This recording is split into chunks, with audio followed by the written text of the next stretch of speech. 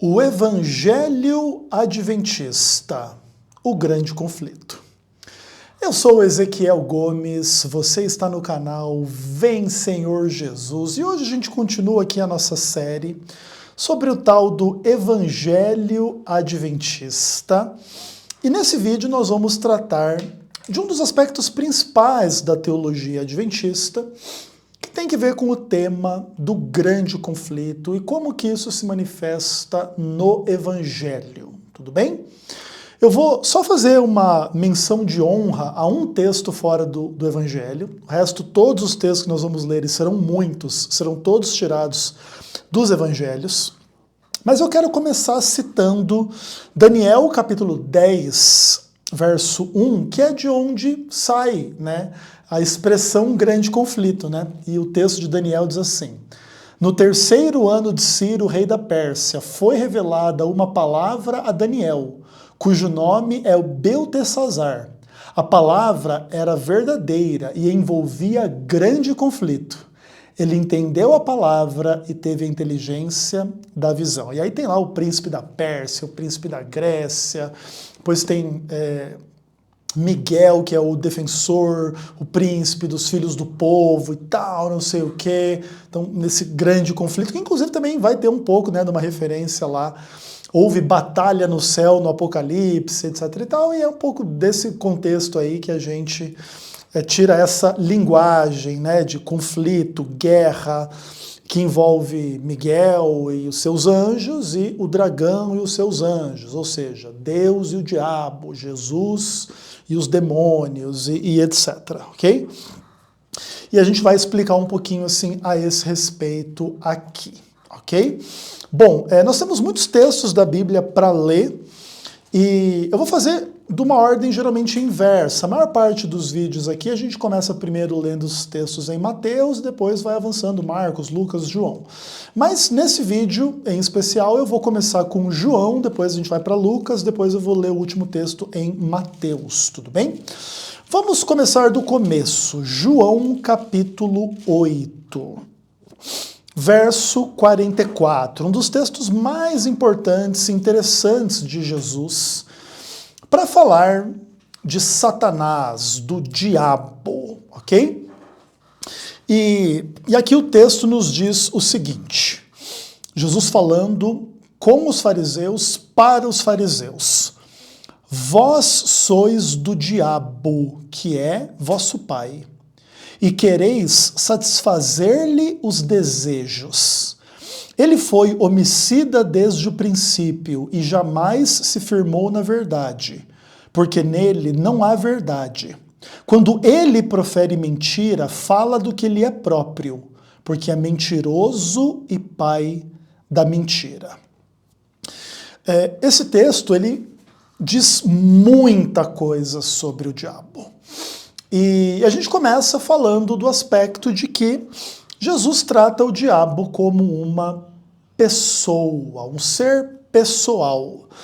Aqui no verso 44 se atribui ao diabo desejos, que são características de seres com volição, né, com desejo, com vontade. Jesus, inclusive, usa pronomes pessoais, né? Quando ele profere a mentira, fala do que lhe é próprio, mentiroso e pai da mentira. O diabo tem uma história, né? Isso é uma questão interessante aqui. Desde o princípio ele é um assassino. E também se fala que ele não se firmou na verdade. O que, inclusive, já dá a dica de que, em algum momento, Satanás esteve na verdade, mas não se firmou e veio a se tornar isso que aqui está descrito, né, como um homicida, um mentiroso, o pai da mentira. Esse também é um aspecto bem interessante, né? Aqui, o diabo ele é tratado como alguém que dá à luz uma realidade, que é a realidade do engano, da mentira, etc, etc, etc. Então, tudo isso aqui já é um quadro bastante rico sobre quem é o diabo, um pouco da sua história. Claro, a gente vai poder complementar essa biografia satânica desse verso 44, com muitas outras informações bíblicas no Antigo e no Novo Testamento, para falar desta mesma figura, né? E o quadro bíblico a respeito do diabo é um quadro complexo e também não é um quadro exaustivamente esmiuçado e explicado, tá? Esse é um ponto curioso, assim, a respeito do diabo na Bíblia. E tem muitas discussões a respeito dessas coisas como um todo, enfim, seja como for, o primeiro texto aqui já está colocado. Aí vamos avançar. João capítulo 14, verso 30.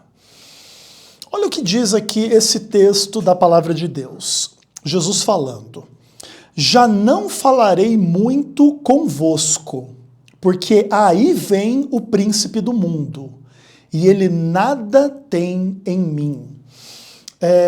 Jesus chama o diabo de príncipe do mundo. Então, de alguma forma, existe um pouco a ideia de que o diabo é uma autoridade, uma figura política, que tem jurisdição no mundo, né? Bem interessante esse aspecto. Mas o que mais me chama a atenção aqui nesse verso é essa ideia: ele nada tem em mim. A ideia aqui é que existe um absoluto contraste entre Jesus e o diabo, entre Deus e o diabo. E não tem nada de Deus no diabo. O diabo se esvaziou de qualquer comunhão com Deus, de qualquer relação com Deus, de qualquer questão assim que pudesse implicar que, poxa, tem um pouquinho destas coisas aqui no diabo que são de Jesus, que são de Deus. Jesus afirma o oposto. Satanás apostatou a tal ponto, caiu a tal ponto, negou a Deus a tal ponto de não terem nada um no outro, vamos dizer assim, né? Ele, Satanás, nada tem em mim. Não existe nada desta pessoa em mim, não existe nada de mim nesta pessoa, né? Bem interessante. Aí vamos avançar, vamos trabalhar alguns outros textos aqui, saindo desse universo do Evangelho de João, e vamos para o Evangelho de Lucas. Vamos começar lá no capítulo 4. O Evangelho de Lucas ilustra muito bem o grande conflito entre Cristo e Satanás, né? Vamos dar uma olhadinha aí dos versos 33 a 37, aqui em Lucas capítulo 4. Aí a palavra de Deus diz assim: achava-se na sinagoga um homem possesso de um espírito imundo, e bradou em alta voz: ah, que temos nós contigo, Jesus Nazareno, vieste para perder-nos? Bem sei quem és, o Santo de Deus. Mas Jesus o repreendeu, dizendo: cala-te e sai deste homem. O demônio, depois de o ter lançado por terra no meio de todos, saiu dele sem lhe fazer mal. Todos ficaram grandemente admirados e comentavam entre si, dizendo: que palavra é esta? Pois com autoridade e poder ordena aos espíritos imundos e eles saem. Também muitas coisas interessantes estão presentes aqui nesse texto. Então, existe a ideia de que esses espíritos imundos, o diabo, os demônios, enfim, no caso aqui meio genérico, né, não especificado, possuem seres humanos. Isso é uma afirmação interessante e obviamente que dentro do universo do naturalismo, do ceticismo, do cientificismo, da psicologia secular e tal, obviamente que essas coisas são vistas com muita reserva, né? E se a gente fosse tentar explicar em termos naturalistas ou psicológicos ou científicos como que funcionaria uma possessão demoníaca, a gente teria muito trabalho, assim, na verdade. Mas, biblicamente, a ideia é que os espíritos imundos existem e eles podem possuir pessoas. Aí por que possui umas pessoas e não outras? E por que se manifesta dessa forma em algumas pessoas e não outras? São questões complexas e difíceis, né? Uma vez que todos nós somos pecadores, todos nós poderíamos sofrer quadros de possessão demoníaca. Inclusive também pode se pensar em uma possessão demoníaca explícita versus uma possessão demoníaca não violenta, que não se manifesta assim muito claramente da perspectiva de quem observa do lado de fora. São muitas questões interessantes assim, mas o fato é que isso tudo aqui existe. E é interessante que aqui, na boca dos demônios, se confirma aquilo que Jesus fala lá no Evangelho de João. Ele nada tem em mim. Aí os demônios vêm, o que nós temos contigo? Né? Inclusive, a gente já não rompeu? Já não temos mais nada a ver uns com os outros aqui? Porque a gente sabe quem você é, o Santo de Deus. E Jesus repreende o demônio e ordena, manda ele calar a boca e sair do homem, e o demônio obedece. Né? O que também é uma coisa curiosa, né?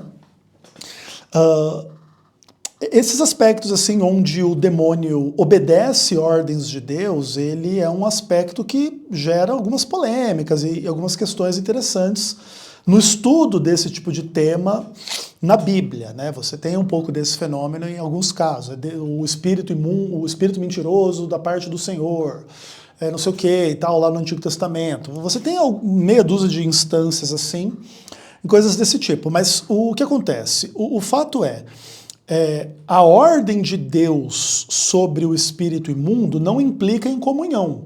Implica que na relação entre Deus e o diabo, Deus é o mais poderoso, Deus manda e o diabo obedece. Não como quem tem comunhão, mas como quem não consegue resistir à ordem de Deus numa determinada direção.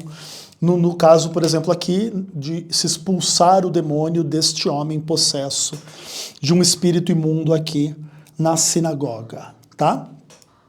Bem interessante, bem legal, e você vê aqui, né, a admiração que isso causa. E é interessante que a admiração que isso causa não é que, existem espíritos imundos, mas que Jesus consegue expulsá-los, né? Então, aparentemente aqui nessa cultura, entre essas pessoas naquele tempo, era uma percepção cultural normal de que existem pessoas possuídas por demônios. Mas o ponto é que não é fácil encontrar alguém que consiga resolver esse problema, né?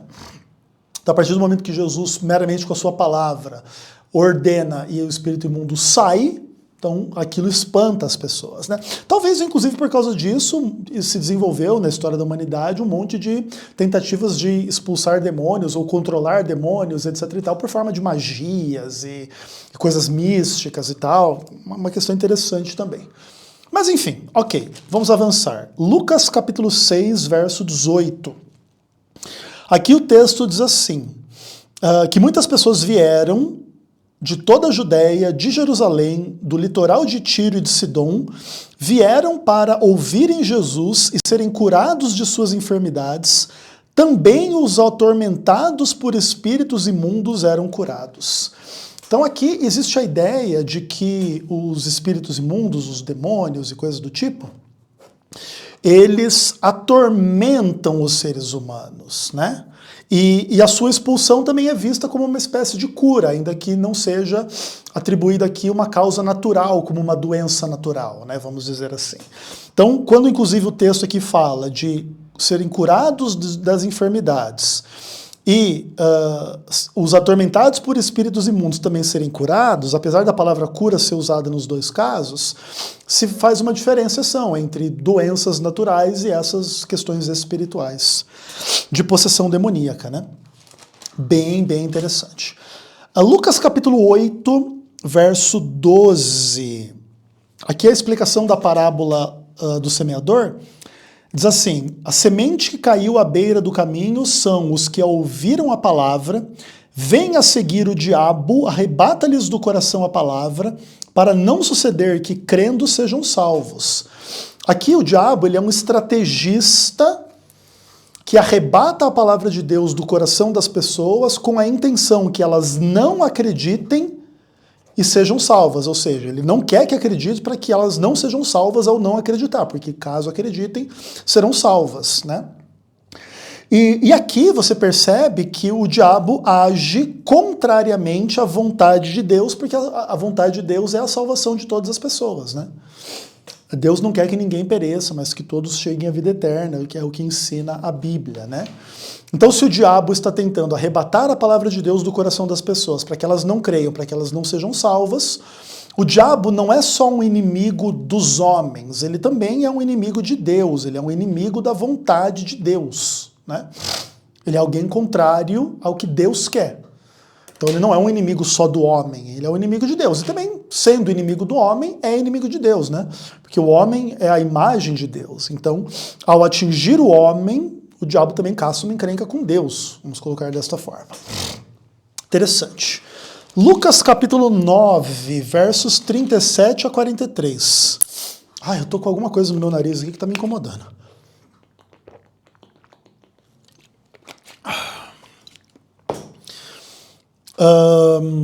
Isso aqui é a cena depois da transfiguração, onde vai ter lá um quadro de possessão demoníaco bem pesado, né? Então vamos dar uma olhada lá. Lucas 9, a partir do verso 37. No dia seguinte, ao descerem eles do monte, veio ao encontro de Jesus grande multidão. E eis que dentre a multidão surgiu um homem dizendo em alta voz: Mestre, suplico-te que vejas meu filho, porque é o único. Um espírito se apodera dele e de repente o menino grita, o espírito o atira por terra, convulsiona-o até espumar e dificilmente o deixa, depois de o ter quebrantado. Roguei aos teus discípulos que o expelissem, mas eles não puderam. Respondeu Jesus: Ó geração incrédula e perversa, até quando estarei convosco e vos sofrerei? Traz o teu filho. Quando se ia aproximando, o demônio o atirou no chão e o convulsionou. Mas Jesus repreendeu o espírito imundo, curou o menino e o entregou a seu pai. E todos ficaram maravilhados ante a majestade de Deus. Essa cena aqui em Lucas 9 e depois lá em Mateus 17, né, no texto paralelo, em Marcos 9, é uma cena assim que demonstra, né, essa coisa da possessão demoníaca de forma bem pesada, né? Algumas outras narrativas de possessão nos evangelhos não são tão pesadas assim. Você vê aqui essa coisa da convulsão, sabe? Inclusive, em outros casos também tem até outras coisas, né? Que joga a pessoa no fogo para tentar matar a pessoa. Uns quadros bem intensos, bem pesados. Né? Ele convulsiona até espumar pela boca e tal. E o fato é, quando os discípulos não conseguem expulsar aqui o espírito imundo, né, o demônio daqui, Jesus diz: ó geração incrédula e perversa, até quando vos sofrerei? Né? Então o que acontece? Demonstrando que não há comunhão, né, entre Deus e o diabo. Né? Você, inclusive, não conseguir expulsar o diabo implica na sua incredulidade e perversão. Como se você fizesse parte do esquema, mesmo você não estando possuído, você não consegue expulsar porque você faz parte do mesmo problema daquele que é possuído, que é talvez incredulidade ou alguma perversão. Né? Claro, ainda resta esse porquê. Por que que o diabo não possui todos, né? Já que todos têm algum pecado, etc. Essa é realmente uma questão um pouco difícil. Mas aí pode ser que isso possa se explicar porque algumas pessoas têm fraquezas específicas mais acentuadas do que outras, mas enfim. É uma questão interessante, assim, mas Jesus trata quem não consegue expulsar o demônio como sendo incrédulo e perverso. E ao ele expulsar o demônio, ele demonstra que ele não tem comunhão, né, com perversidade, com incredulidade, etc. Pelo contrário. Legal, bacana. Vamos avançar. Lucas capítulo 10, versos 17 a 20. E aí a palavra de Deus diz assim: Então regressaram os 70, possuídos de alegria, dizendo: Senhor, os próprios demônios se nos submetem pelo teu nome. Mas ele lhes disse: Eu vi a Satanás caindo do céu como um relâmpago. Eis aí vos dei autoridade para pisar de serpentes e escorpiões, e sobre todo o poder do inimigo, e nada absolutamente vos causará dano. Não obstante, alegrai-vos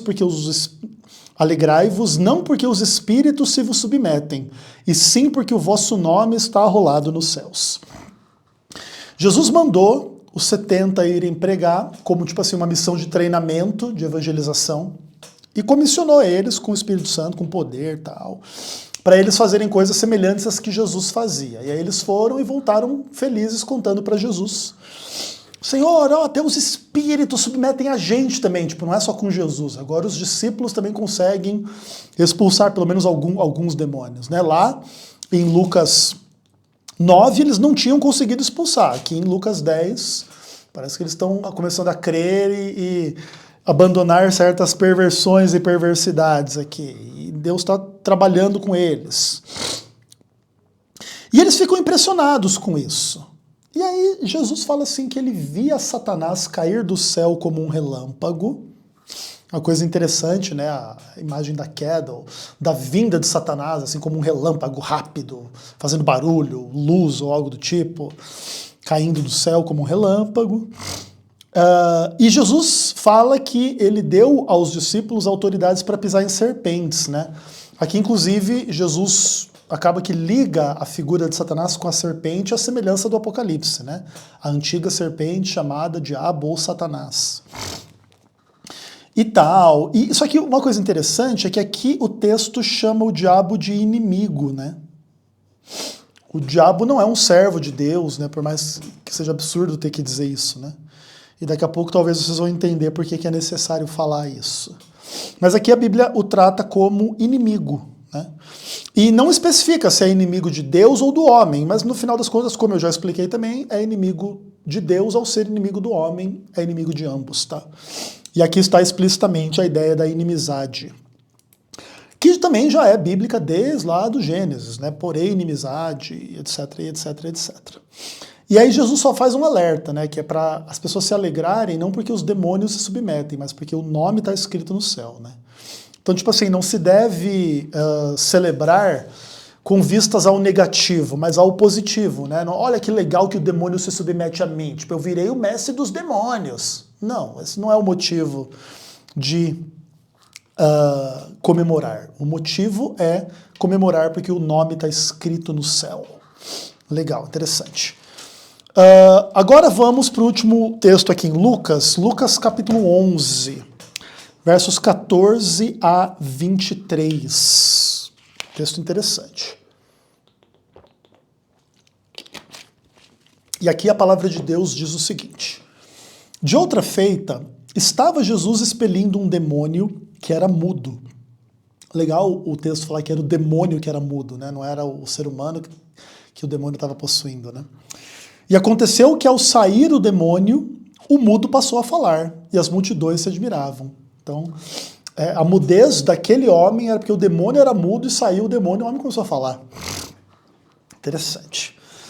Mas alguns dentre eles diziam: ora, ele expele os demônios pelo poder de Beelzebu, o maioral dos demônios.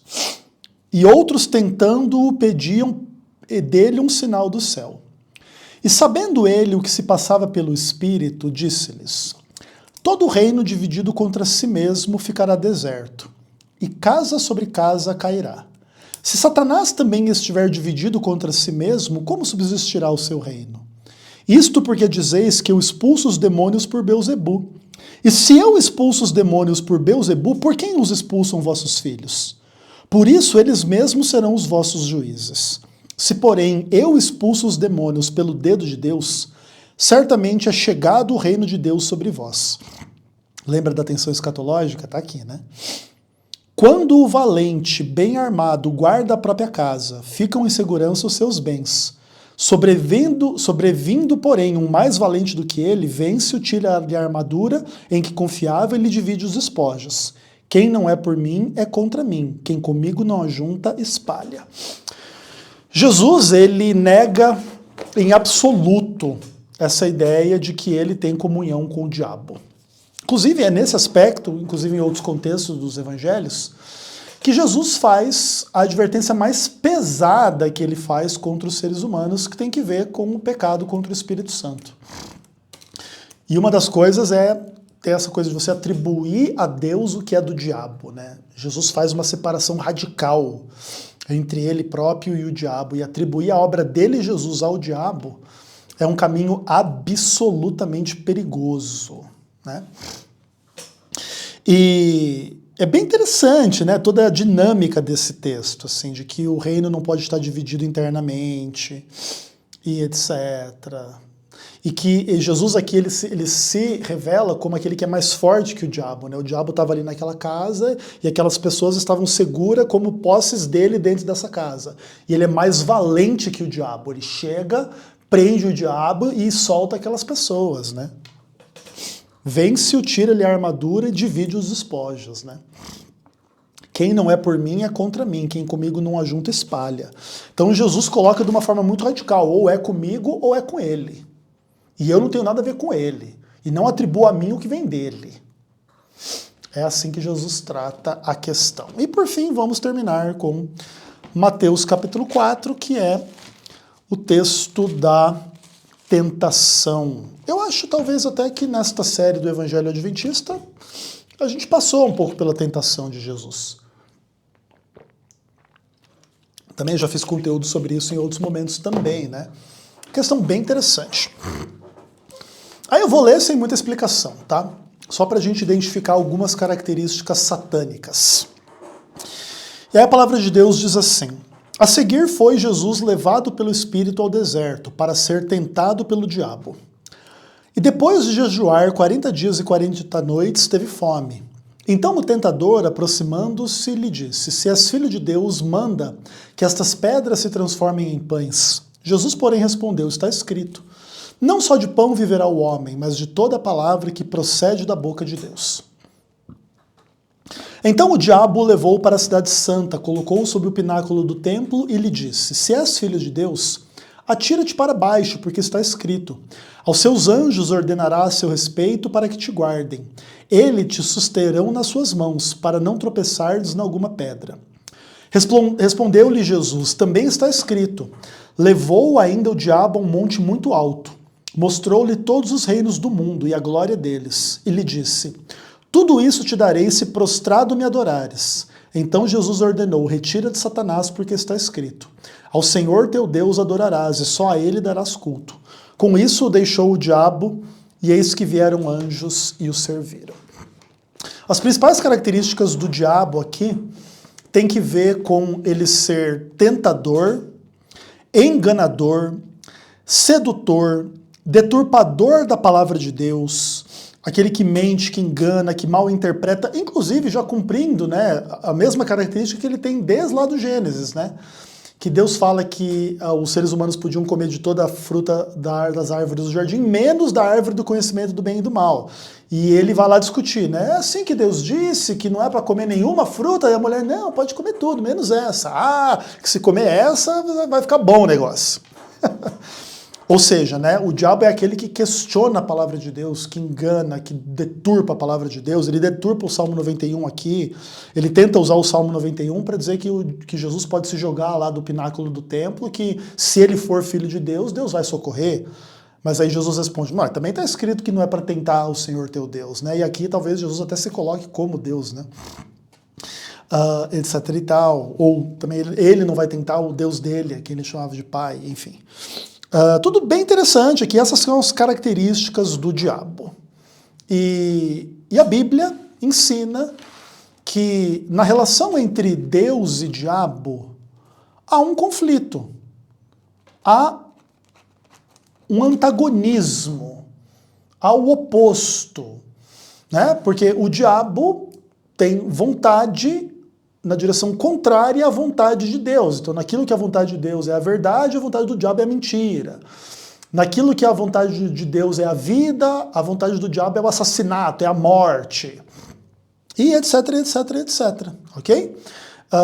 E essa é uma questão assim, muito importante dentro da visão adventista a respeito das questões teológicas em geral, né, que tem inclusive a ver com a nossa visão da teodiceia, que é o ramo de estudo que explica sobre a justiça de Deus face ao mal, né, que tem a ver com o surgimento do mal, o livre-arbítrio E todas essas questões assim, né, que no Adventismo existe uma teodiceia do livre-arbítrio, de que o livre-arbítrio é um dos motivos em função dos quais a gente consegue entender um pouco sobre a disposição inicial da existência do pecado e do mal e a sua disposição final, o fato do mal vir a ser destruído e eliminado da face da Terra, do universo, que vai ter muitas implicações aí para as nossas compreensões também sobre aniquilacionismo e etc, e etc, e etc, e etc. Bom, eu poderia terminar o meu vídeo agora e estaria muito bem explicado. Você discorda de mim? Espero que não. Entretanto, quando eu estava preparando esse vídeo, né, esse conteúdo, eu me lembrei de um conteúdo que eu tinha visto há muitos anos atrás, de um canal que se chama Hebraico Pro. Acho que o nome do rapaz lá é Samuel, tá? Um calvinista. E ele fez um vídeo sobre o grande conflito. E eu quero que vocês deem uma olhada em 3 minutinhos desse vídeo e depois eu volto para comentar. Tudo bem? Eu vou inclusive colocar um link para esse vídeo inteiro na descrição do vídeo, quem quiser ver a argumentação do rapaz inteira. Eu não vou colocar o vídeo inteiro de 12 minutos aqui, até porque eu tenho amor às almas de vocês também aí, não quero fazê-los sofrer desta forma. Então eu separei 3 minutinhos ali das principais pérolas que o Samuel diz, né, sobre a teologia adventista do grande conflito, e daqui a pouco eu volto para comentar para a gente terminar o nosso vídeo. Dá uma olhadinha aí. Uma das coisas que me fez querer estudar, né, sobre o Adventismo do sétimo dia é que eu comecei a estranhar como eles estavam tão avançados assim em tópicos complicadíssimos, né? E realmente eles estão, né, eles são avançados, né? E são bons nisso, né? Como por exemplo, línguas originais, né? Que é hebraico, aramaico e grego, crítica textual, né? História. Por outro lado, né? Ao mesmo tempo, eles não conhecerem coisas básicas da Bíblia. Eles não conhecem, tá? Eles não conhecem Bíblia. Eles acham que eles conhecem, mas eles não conhecem, tá? O que eles conhecem é Ellen White, né?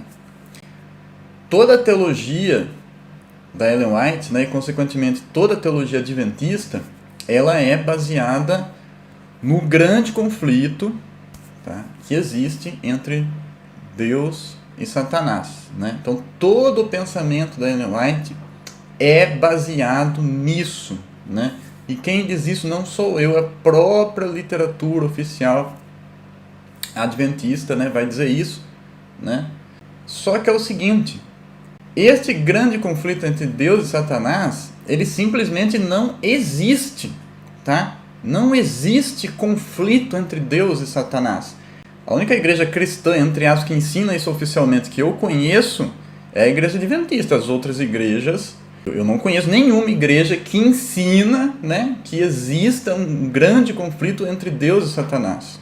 Porque não tem como você estar em conflito com Deus. Tudo está dentro de Deus, tá? Tudo está dentro de Deus. Isso está lá em Atos, né? Nele nos movemos, um negócio assim, né? Nele somos, nos movemos, existimos. Eu não consigo decorar isso, né? Mas tudo está dentro de Deus. Até o diabo vive dentro de Deus. Tudo vive dentro de Deus. Não existe nada fora de Deus. O diabo fez tudo isso. Mas por quê? Porque Deus mandou o diabo. Se Deus não manda o diabo não faz nada, tá?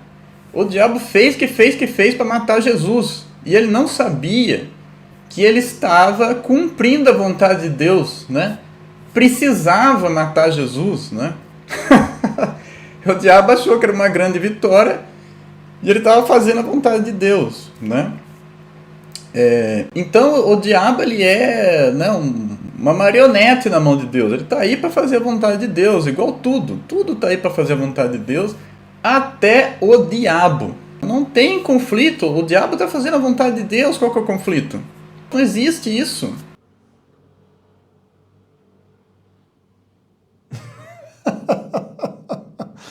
Falar o quê, né, gente?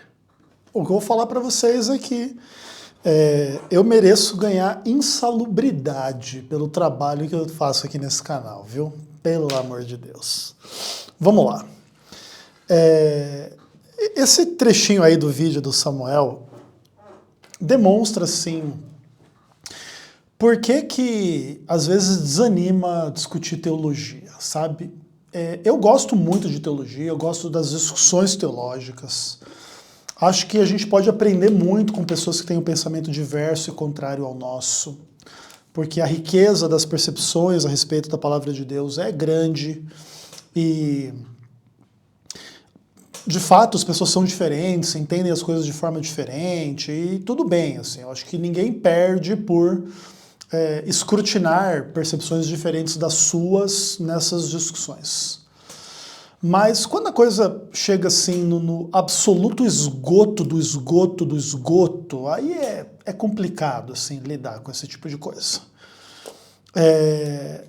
Os pensamentos do Samuel expressos aí nesses trechos do vídeo dele explicam assim um pouco do porquê que as discussões teológicas também elas acabam que evocam muita briga entre as pessoas, porque não é muito fácil a gente reagir com muita educação a uma pessoa que vem com esse tipo de papo aqui na internet.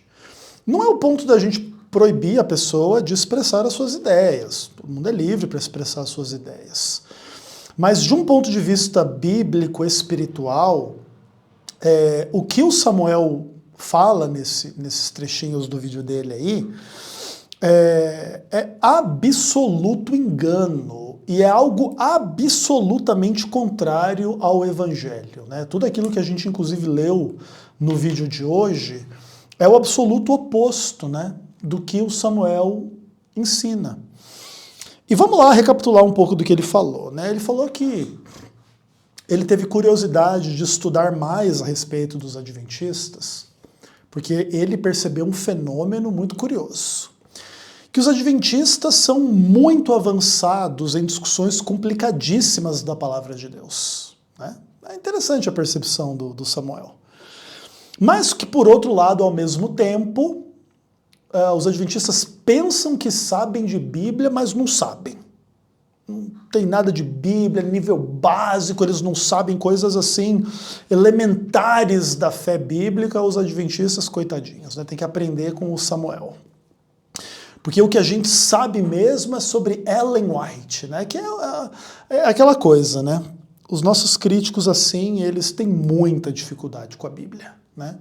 E aí eles pensam que ao evocar Ellen White, eles podem fazer parecer com que eles são os grandes crentes na Bíblia, nós somos crentes na Ellen White, a gente não sabe nada de Bíblia no nível jardim da infância. E por que o Samuel fala isso? Porque não existe grande conflito, não se pode ter um conflito com Deus, não tem como. Porque tudo está dentro de Deus, nada está fora de Deus, e cita o texto de Atos 17 assim, de uma forma absolutamente ridícula. O diabo vive dentro de Deus. O diabo não faz nada a não ser que Deus mande. Tudo que o diabo faz é Deus que manda. Sem Deus o diabo não faz nada. O diabo, ele é só uma marionete nas mãos de Deus. O diabo só faz a vontade de Deus, como todos os restantes da humanidade, do que quer que seja, dos demônios e tudo mais. Não tem conflito. Qual que é o conflito?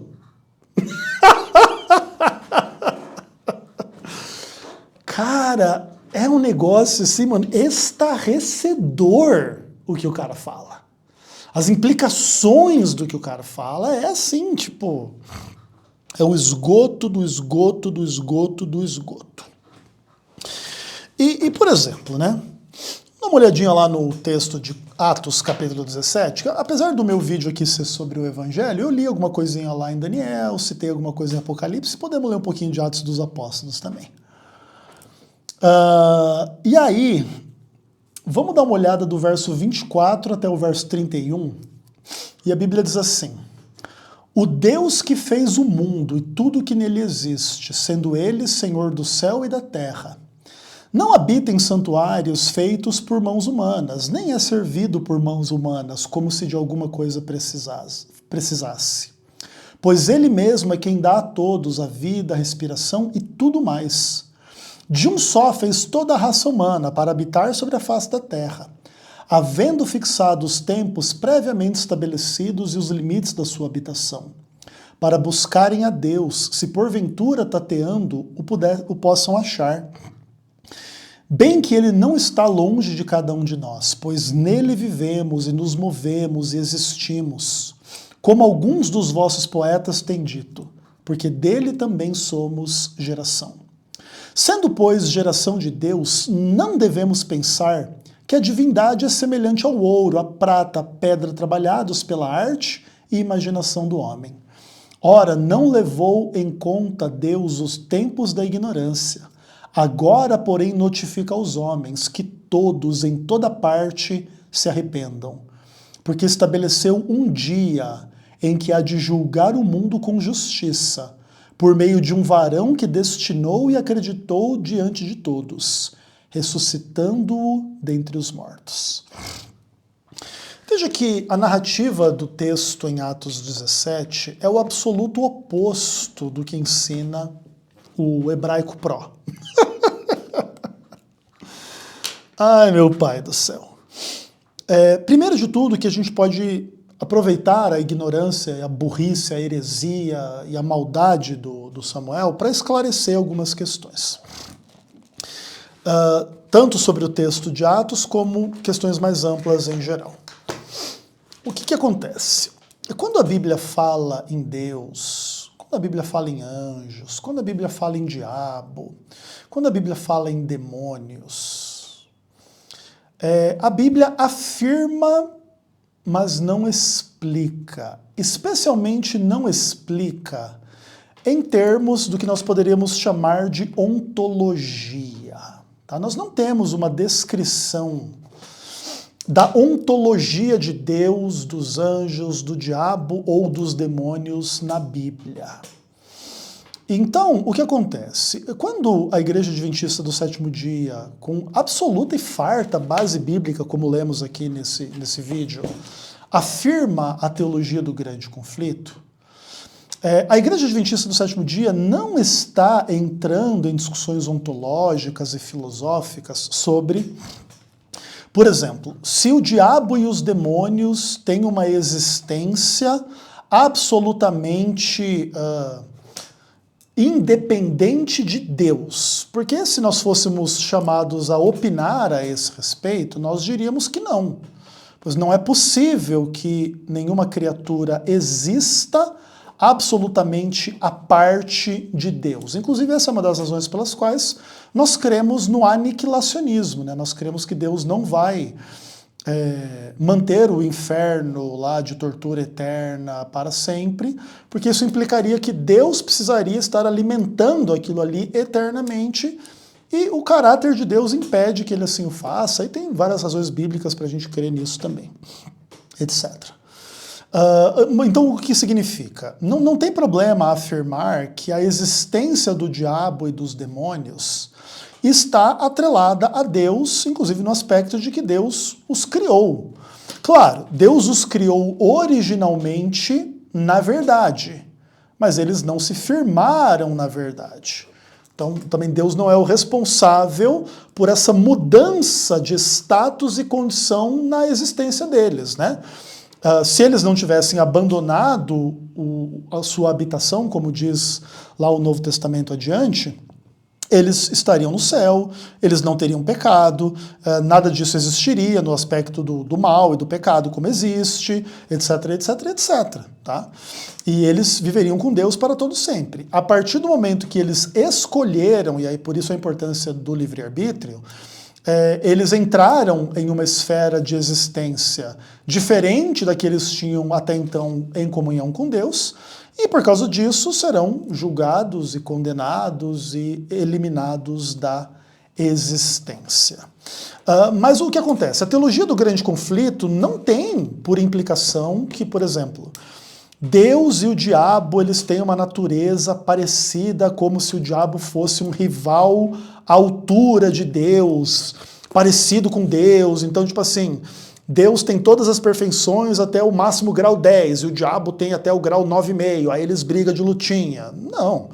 Não é isso. Isso é, inclusive, absolutamente infantil, inferir esse tipo de coisa da visão adventista. O que a teologia do grande conflito afirma, inclusive com farta base bíblica, é que Deus e o diabo têm vontades opostas no que tange à humanidade. Deus tem vontades na direção da vida, da paz, da graça, do amor, da felicidade, tanto hoje quanto na eternidade. E o diabo tem vontades e desejos e etc. na direção do sofrimento, do adoecimento, da morte, da condenação das pessoas e de todo tipo de coisa ruim que você puder imaginar. Esse é o grande conflito.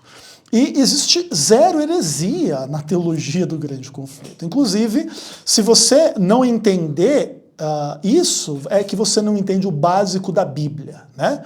Conforme nós lemos nos evangelhos, é conflito entre Deus e o diabo o tempo todo, né? Inclusive, os próprios exorcismos demonstram isso. Não tem uma paz entre eles. Não tem algo do tipo assim, ô diabo, o que você está fazendo? Eu sei, você está fazendo o que eu mandei, né? O que me dá muito prazer, porque você é meu servo, tudo que você faz você está me obedecendo, né? Jesus nunca tratou nenhum demônio desta forma, como o Samuel trata, né? O Samuel trata que o diabo só faz o que Deus manda.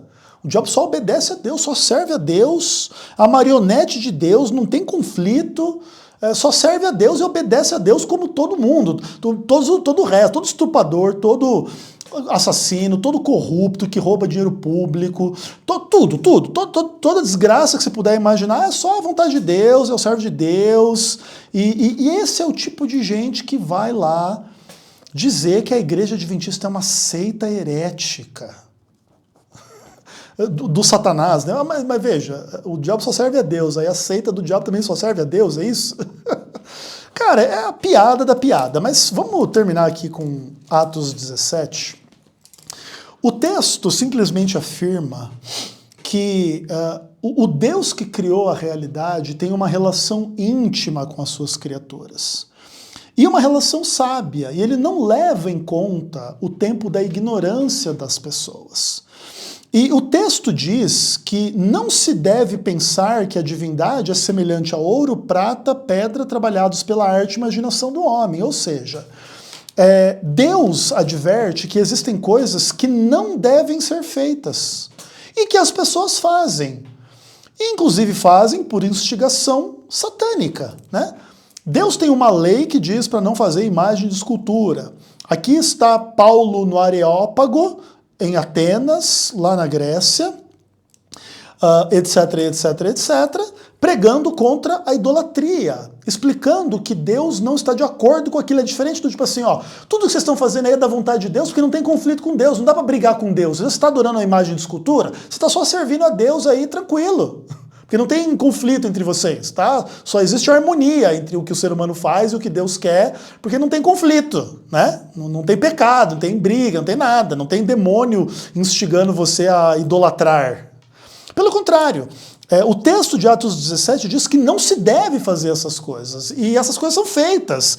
Então o que demonstra é que existe em operação no mundo algo que é o contrário da vontade de Deus. É inclusive por isso que Jesus chama o diabo, segundo o texto que a gente leu lá em João 14, verso 30, de o príncipe deste mundo. Nesse mundo tem estupro, tem corrupção política, tem mentira, tem engano, tem heresia, tem idolatria, tem tudo que não presta. É por causa disso, é do grande conflito, entendeu? E não quer dizer que quem acredita nisso crê na Ellen White, é só na Bíblia mesmo. E, por exemplo, né, o Samuel falou, né, que o diabo vive em Deus e Deus está dentro do diabo, o diabo está dentro de Deus e etc e tal. E Jesus falou, ele nada tem em mim. Aí você acredita em quem? Ou no hebraico pró-calvinista, não sei das quantas, ou em Jesus, ou no evangelho, né?